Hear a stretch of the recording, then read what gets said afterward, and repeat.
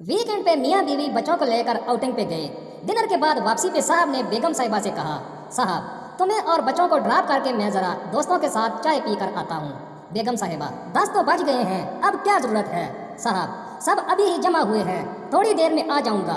बेगम साहिबा, ज़रूरी है हर हफ्ते जाना। साहब, पिछले हफ्ते कहाँ गया था, तुम्हारे भतीजे का अतीका था। बेगम साहिबा, तौबा है, मेरे नेके का आपको बड़ा याद रहता है।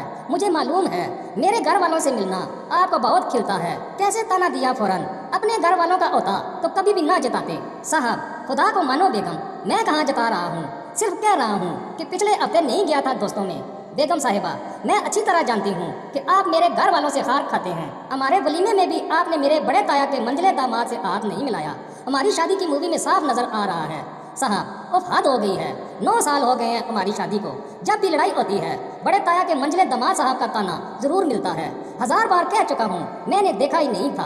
बेगम साहिबा, जी जी, मेरे घर वाले क्यों दिखेंगे, हाँ अपने घर वाले तो फौरन नजर आ जाते हैं। वलीमे वाले रोज दूल्हा बने अपने भांजे की नाक साफ कर रहे थे, उसकी बहती नाक नजर आ गई, मेरे बड़े ताया के मंजले दामाद नजर नहीं आए।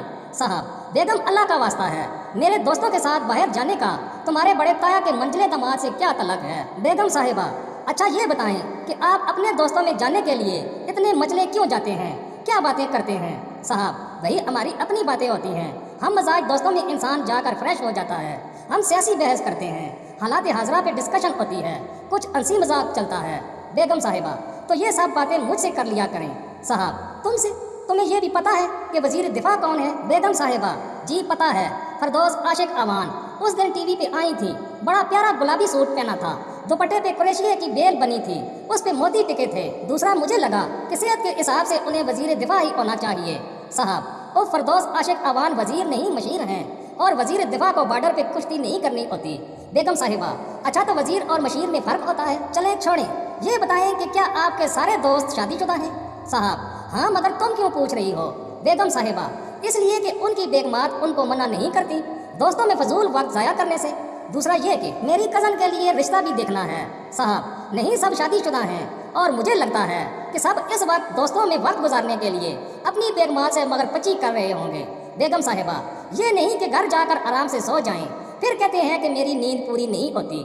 साहब, कल कौन सा ऑफिस है, सुबह देर से उठूंगा, तुम चलो उतरो गाड़ी से, बच्चों को लेकर अंदर जाओ, मैं थोड़ी देर तक आ जाऊंगा, तुम सो जाना और बार बार मुझे फ़ोन और मैसेज मत करना। बेगम साहिबा, जाएं, आपने कौन सा कभी मेरी सुनी है, अपनी ही चलाते हैं। मुझे वलीमे वाले दिन ही अंदाज़ा हो गया था कि आप अपनी मर्जी करने वाले हैं। मैं सीधी सादी कम गो मिल गई हूँ, इसलिए आपको अपनी मनमानी करने का मौका मिल गया है।